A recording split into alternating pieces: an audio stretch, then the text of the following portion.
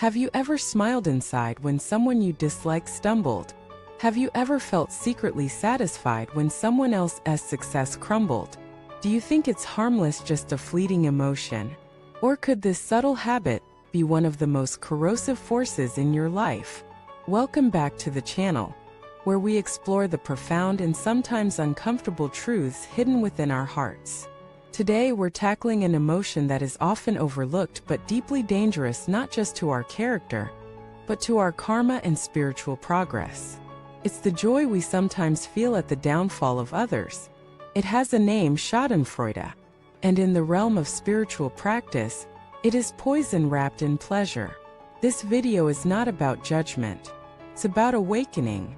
Together we'll unpack why this emotion arises, how it sabotages our lives, and what ancient teachings have said about it. We'll explore real stories, both modern and ancient, that reveal the true cost of rejoicing in another's pain. Most importantly, we'll journey toward a heart that is free from such darkness and capable of true compassion, even for those who hurt us. Let me begin with a story that many monks still share today. In a monastery high in the Tibetan mountains, there lived a monk named Tashi. He was devoted, disciplined, and admired for his memorization of scriptures. But deep in his heart, he carried an old grudge. Years before, another monk had ridiculed him in public, and though the event had passed, Tashi had never truly let it go. One winter evening, news came that the monk who had mocked him had broken his vows and was expelled. That night, Tashi brewed his tea with unusual joy, humming softly to himself. A senior monk passing by asked what the celebration was for. Tashi, without shame, said, "Justice is sweet. Karma has spoken." The elder looked at him and said quietly, "Your tea is poisoned, not by herbs but by your heart. His fall is not your rise. His failure is not your victory. Rejoicing in his pain, you have fallen deeper than he ever did." This story hits hard because we've all been Tashi at some point. And unless we recognize this impulse and work to dissolve it, we remain spiritually stagnant regardless of how many mantras we chant or how many rituals we perform. What makes schadenfreude so toxic is its subtlety. It often hides behind righteousness. We convince ourselves we're merely observing karma at work, but secretly we enjoy it. That enjoyment plants seeds of cruelty in our mind stream. And those seeds bloom into thorny consequences, not because some divine figure punishes us, but because energy echoes through the universe. Imagine standing in front of a mirror, throwing mud at someone you see behind you. It may hit them, but the mirror splashes it right back at you. This is how karma works. In one ancient sutra, a student asks the Buddha, "Master, if my enemy suffers, does it not mean justice has prevailed?" The Buddha replied, "Their suffering is the fruit of their own deeds. Your joy in it is the seed of your next suffering." This doesn't mean we shouldn't uphold justice or feel relief when harm ends. It means our heart must be anchored in compassion, not delight in pain. There is a world of difference between wanting wrongs to be righted and enjoying someone's downfall. Let us go deeper. Why do we take pleasure in another's pain? The answer lies in ego and insecurity. We measure our worth against others. If someone falls, we feel taller. If they lose, we feel safer. If they are humiliated, we feel vindicated. But this feeling is built on a crumbling foundation. It doesn't actually elevate us. It merely exposes our inner void. A woman once told her teacher, "I feel good when others fail. Proves I'm better." The teacher said, "If you need others to fail to feel worthy, then you do not know your worth.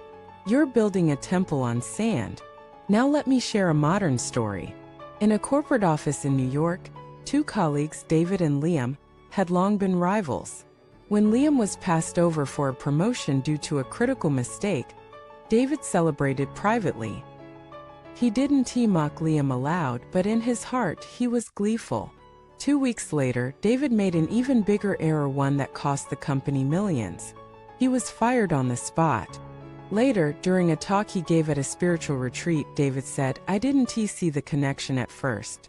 But when I looked honestly, I realized my joy at Liam's pain had poisoned my focus, weakened my integrity, and blinded me to my own flaws. I wasn't fired because of karma as punishment. I was fired because my own mind was clouded. This level of self-awareness is rare, but it's the key to breaking the cycle. When we wish suffering on others, we are essentially praying for suffering to stay alive. And suffering, once invited, doesn't discriminate. In the Mahayana tradition, bodhisattvas vow to save all beings, even their enemies. Why? Because they see clearly. They know that harm toward others is ultimately harm toward the self. They understand that liberation is not a solitary achievement, but a collective unfolding. So how do we shift out of the habit of schadenfreude?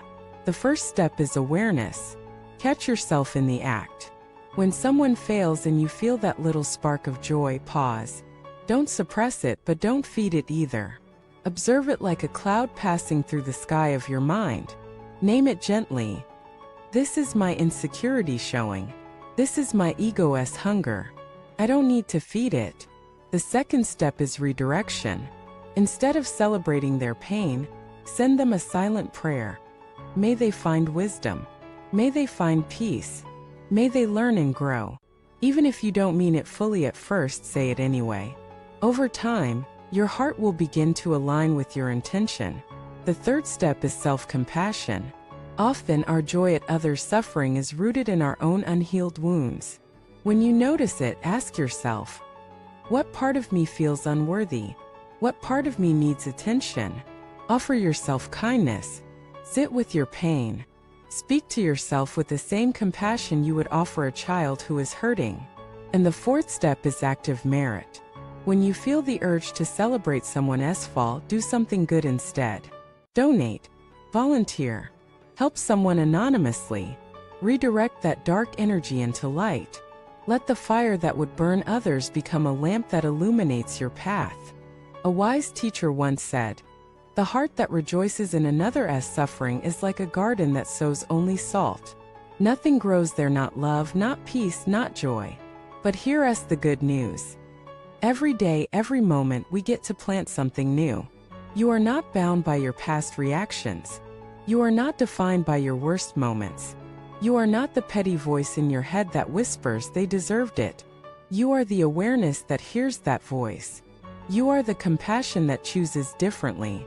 You are the light that rises even when the world sinks. So ask yourself today, whom have I rejoiced in seeing fail? What wound inside me drove that reaction? And how can I now turn that awareness into freedom? Because freedom is not about doing whatever you want. It's about no longer being ruled by the worst parts of yourself. And if you can do that, if you can look at someone who hurt you and wish them healing instead of harm, you've already won the greatest battle of all. Thank you for watching this video. If it brought clarity, insight, or simply a pause for reflection, I invite you to support the channel by liking, subscribing, and sharing your thoughts in the comments. You never know who your words might help. Until next time, may your heart be soft, your mind be still, and your joy be pure.